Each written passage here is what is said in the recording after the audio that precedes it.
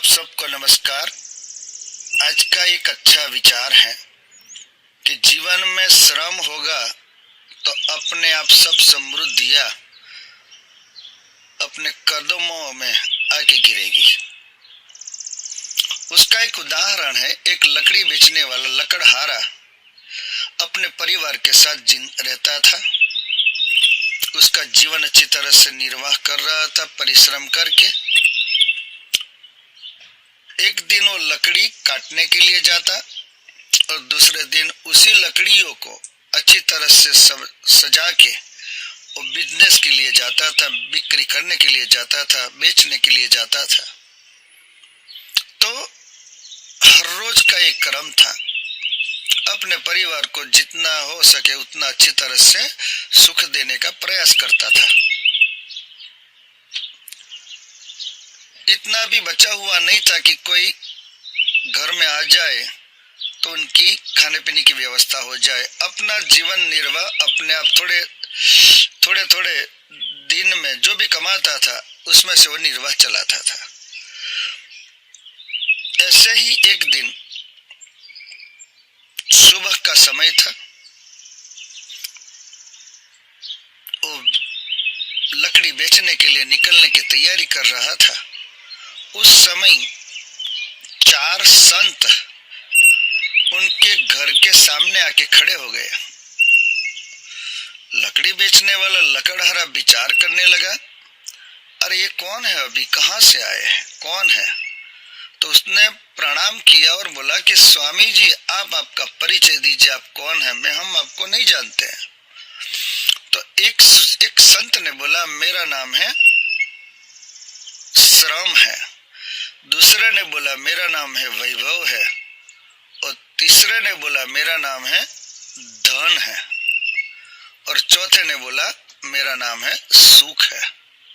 यानी धन, सुख, वैभव और श्रम 4 प्रकार के संत उन्होंने अपना अपना परिचय दिया। परिचय देने के बाद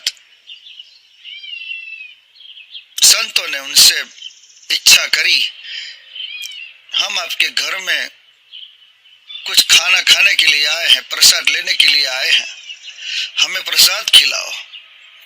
वो जो लकड़ी बेचने वाला था थोड़ा घबरा गया, अरे क्या बात करते हो, हमारा तो अपना जीवन ऐसे ही जैसे वैसे निकलता है, हम कहाँ आपको खिला सके, हमारे पास शक्ति नहीं है,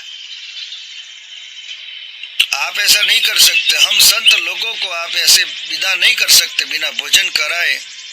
तो कि बाबा जी हमारे पास कुछ है ही नहीं, तो मैं क्या आपको स्वागत करूं? तो उसमें से एक 4 संत में से एक जो संत थे उन्होंने बोला कि चलो तुम 4 को मत खिलाओ, प्रसाद मत दो 4 को, लेकिन हम 4 में से एक का तुम चयन करो, एक का सिलेक्शन करो। तब लकड़ी वाला विचार करने लगा कि भाई ये तो यार एक धन है, वैभव है, सुख है और श्रम है, मैं तो बड़ा कंफ्यूज हूँ, मेरे पास इतना नॉलेज नहीं है कि जो मैं डिसीजन ले सकूं। मैं अपनी पत्नी को मिल कर आता हूँ। और घर में गया, पत्नी खाना बना रही थी, सब प्रकार से उनकी तैयारियां कर रही थी, क्योंकि उसका पति लकड़ी बेचने के लिए जाने वाला था। तो उस समय लकड़हारे ने अपनी पत्नी से कहा कि देवी आज हमारे घर के सामने 4 संत आ गए हैं, उसमें से एक को हमें भोजन खिलाना है, तो हम किसको खिलाएं? उसने सब डिटेल बताई, धन, वैभव, सुख और श्रम 4 संत है, उसमें से एक संत को हमें भोजन करवाना है। तब उसकी पत्नी थोड़ी होशियार थी, उसने बोला कि हमने धन को देखा नहीं है, वैभव को देखा नहीं है और हमने सुख को नहीं देखा है, लेकिन हमने श्रम को जाना हुआ है। आज जो भी हम जी रहे हैं वो श्रम के कारण जी रहे हैं। आप ऐसा करो, 4 में से जो श्रम है, लास्ट वाला परिश्रम है, उनको आप भोजन के लिए बुलाइए। क्योंकि वो श्रम करते हैं आप, उस श्रम के कारण हम अपने परिवार के साथ जिंदा हैं। इसलिए आप धन को मत बुलाइए, वैभव को मत बुलाइए, सुख को मत बुलाइए, लेकिन श्रम को इनवाइट करिए, क्योंकि वो श्रम उनको जानते हैं हम।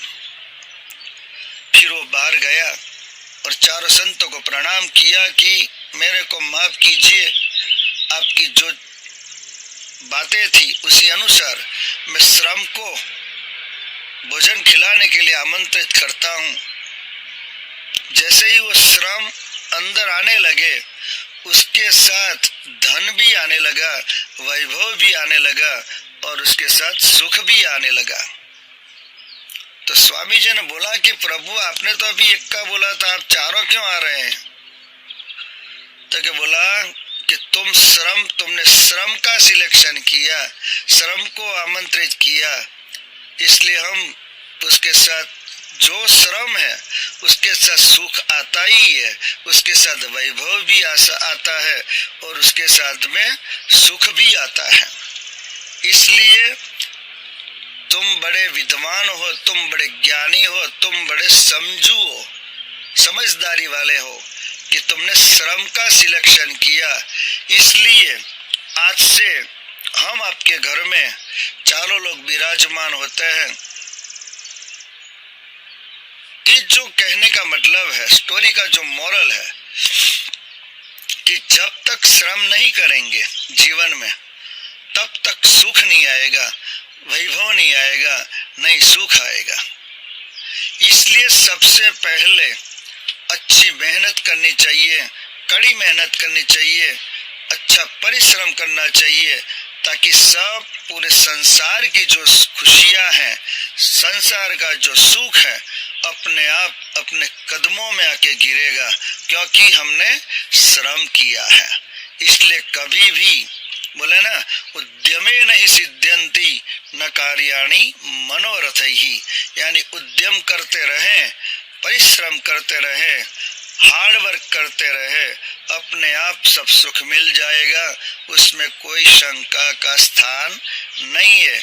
आज का वीडियो अच्छा लगा हो तो आप सबको भेजिए, ताकि सबको अच्छी अच्छी वार्ताएं मिलें और अच्छा मोटिवेशनल कुछ स्टोरियां भी उनको प्राप्त हो। और सबको विनती है, शेयर करिए, सब्सक्राइब करिए। नमस्कार। ओम नमः शिवाय।